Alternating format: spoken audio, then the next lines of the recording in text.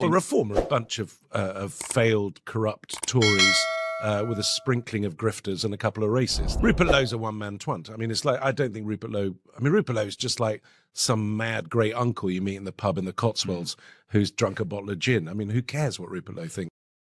The comedians are at war about the future of British politics, with Dom Jolly in the blue corner and John Cleese in the red corner. I know who I would back. This is all over the growing split on the British right between Reform UK and Restore Britain, with increasing frustration that the mainstream media is not understanding what is really going on. Basil the Great pointing out that John Cleese has said the real reason the Daily Telegraph newspaper is attacking Restore Britain is because they're worried when Reform collapses, their voters will support Rupert Lowe instead of Kemi Badenoch. Father Calvin Robinson adding, this is the op. Farage does what he has done time and time again, acts as a pressure valve for the right. He gains the populist right vote, creates a deal with the Tories, then steps aside at the last minute, leaving his voters to return to the Tory party. People never learn. Now, that's in contrast to some of the more mainstream comedians, case in point Dom Jolly, who has dismissed Reform UK as grifters and racists while describing Rupert Lowe, or dismissing Rupert Lowe, I guess you would say, is just, you know, just your mad uncle down the pub. The online social sphere, Reform is seen as Tory light. They are now seen... Well, Reform are a bunch of failed, corrupt Tories with a sprinkling of grifters and a couple of racists. I mean, that's but fine. they're now seen as quite centrist. Yeah, no, that's what's terrible. Because Restore and Rupert Lowe is... Yes, Rupert Lowe's a one-man twant. I mean, it's like, I don't think Rupert Lowe... I mean, Rupert Lowe's just like some mad great uncle you meet in the pub in the Cotswolds who's drunk a bottle of gin. I mean, who cares what Rupert Lowe thinks?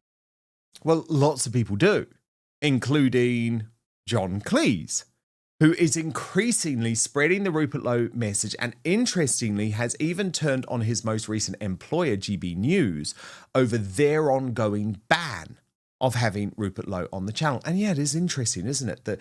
The John Cleese sort of journey from the hard left, Byline Times, Hugh Grant, hacked off, all of that stuff, to Restore Britain and Rupert Lowe is an interesting journey. But what he's done is cut out in the middle the path that many of us, I guess, trod, which is to almost go to Reform UK as a bit of a gateway drug. And increasingly, that does seem to be being ruled out with Nigel Farage's increasing unpopularity after the Clacton by-election, something that has been capitalised on by the gruesome James O'Brien. It's not for the first time that things feel more psychological than political with regard to Reform UK, British politics in general, and Nigel Farage in particular. You can't be anything other than embarrassed today by your previous support for him.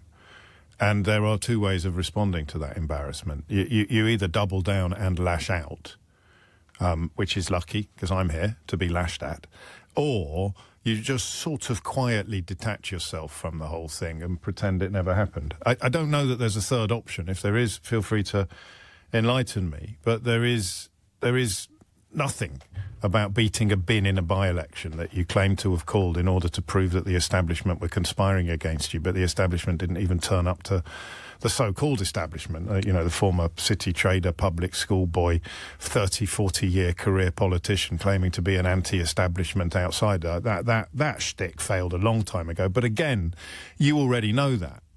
You know he's about as anti-establishment as the Duke of Edinburgh. So you've already priced in that nonsense and stayed on board. So who gets off board today? Who actually hops off the bus today? Because he's embarrassed you. Well, look, I have no truck for James O'Brien. But what is interesting, I think, is that increasingly more and more people are stepping off the Reform UK bus. And that is just me being honest. And what they're doing is turning to Rupert Lowe and Restore Britain, which has become much more palatable for many with mainstream figures like John Cleese supporting it. The big problem that I have in this whole war, and regular viewers will know this, is that I keep on seeing Reform UK proxies or Reform UK allies or paid shills, however you want to put it, Reform UK supporters in the mainstream conservative media, specifically the Daily Telegraph, the Daily Mail, GB News, and Talk TV telling lies.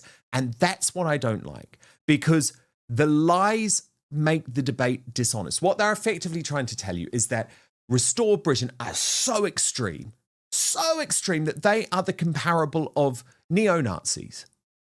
They are like the 1930s fascist black shirts. And as a result, of course, you can't be supporting them. And I mean, the translation, by the way, is not only you cannot be supporting them, but maybe they should be taken out. You know, they're actually making Restore Britain supporters and members and high-profile politicians a security threat, I would argue. And a lot of this has exploded over the past few weeks between Alex Phillips, who is the Talk TV presenter, very, very close to Nigel Farage. She has very publicly denied any type of romantic affair and been unhappy about the fact that Rupert Lowe seemed to suggest that during an interview here on Outspoken. And Connor Tomlinson, who is actually not even a member of Restore Britain and has been pretty supportive in recent weeks of Reform UK, but has been standing up for the sort of young lads in the Restore Britain camp, the likes of Charlie Downs. And one of the sort of rows that erupted, right, was over whether Alex Phillips had attended Connor Tomlinson's wedding. And that doesn't matter, okay? For people who say, I care about that, that doesn't matter. Like, of course I care about that, thinking about Connor, you know, he's paid for someone to come to his wedding. It's not about that, though, is it? It's about lies. And it's about, are you telling the truth? Can you believe what Alex Phillips and Nadine Dorries are telling you about Restore Britain and the secret deal with the Conservative Party and the fact that they're neo-Nazis? My argument is no. And I want to show you one video that I think proves it, because during her conversation on her Talk TV show about our coverage of this story, Alex Phillips described Connor Tomlinson as someone who she barely knows. So that's the reason she didn't go to his wedding, right? She was invited to the wedding. She doesn't know the guy. Well, I've found receipts that prove Alex Phillips never used to say that. Watch. Don't miss a single update on the stories that actually matter. I'm breaking down the news every day, so make sure you subscribe to never miss a beat. Click that subscribe button right now. It's like, I didn't go to the weddings. I didn't really know the man that much. It was a wedding that happened a year ago, someone that I barely knew, and I didn't go because my employer said, we really need you to work. That is what happened.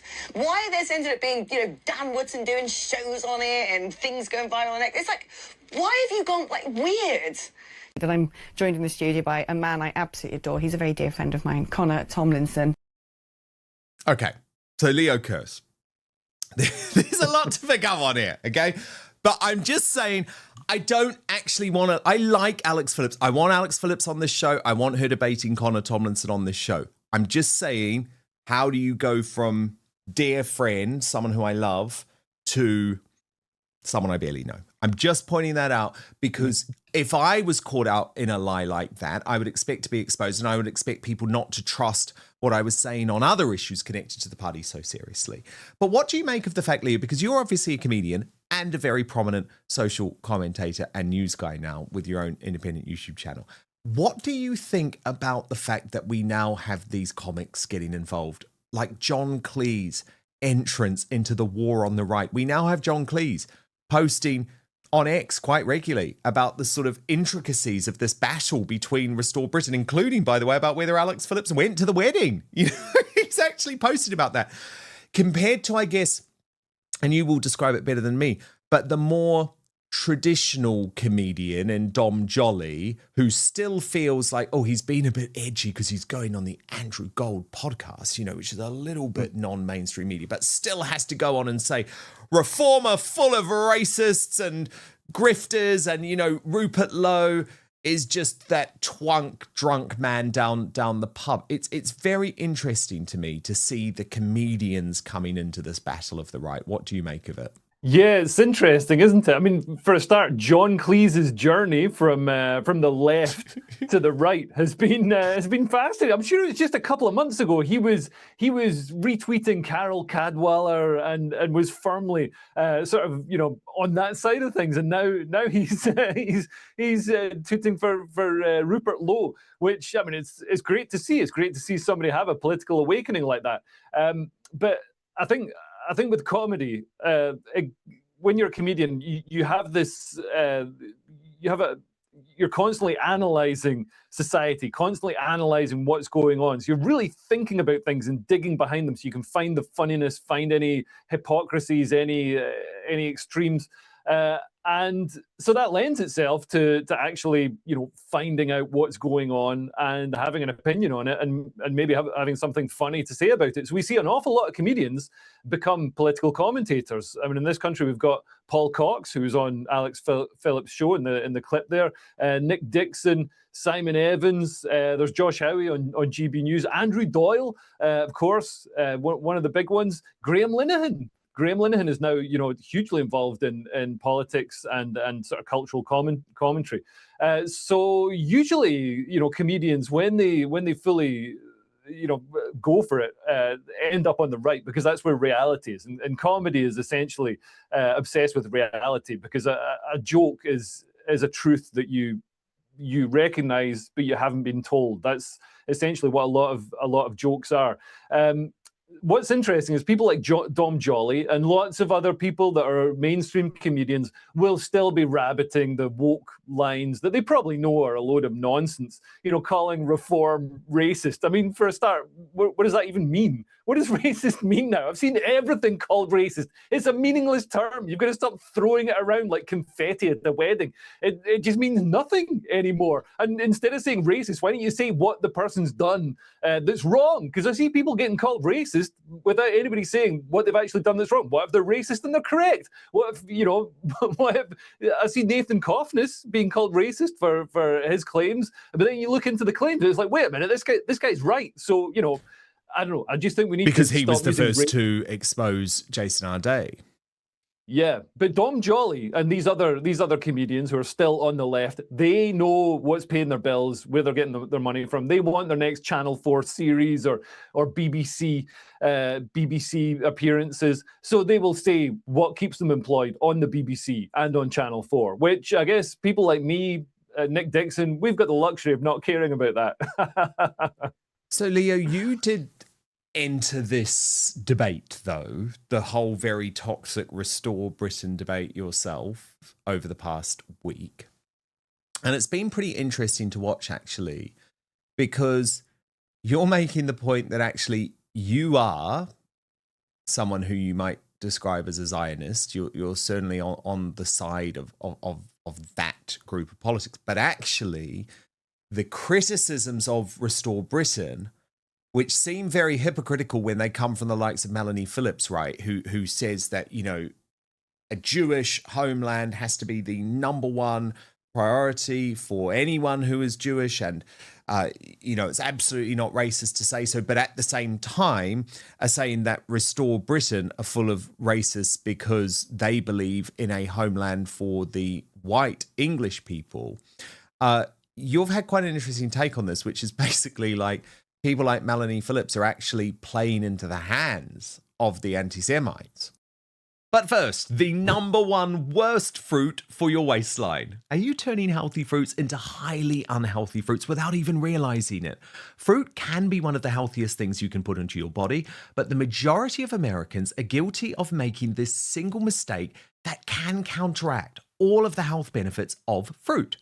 Some fruits help with occasional constipation, reduce bloating, and even help burn calories. Others can wreak havoc on your digestive system and energy levels. I came across this viral presentation from world-renowned surgeon Dr. Stephen Gundry that showcases the 3 fruits to stop eating today. And it was shocking. I had no idea. And after finding it out, I've stopped eating these too.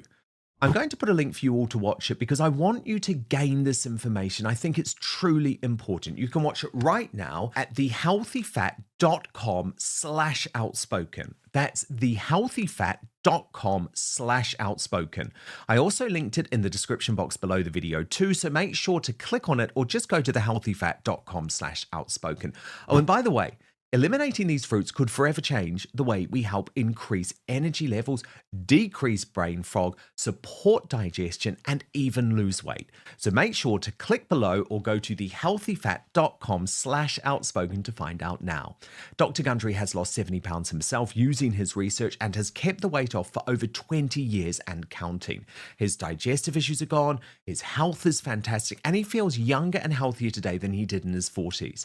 His video has been watched by over 20 million people to date, and you can watch and learn more about it at thehealthyfat.com/outspoken. It's linked at the bottom of this video, but he'll teach you exactly how he has kept his weight off for free at thehealthyfat.com/outspoken. Just click on the link in the description below the video. But now, back to the show.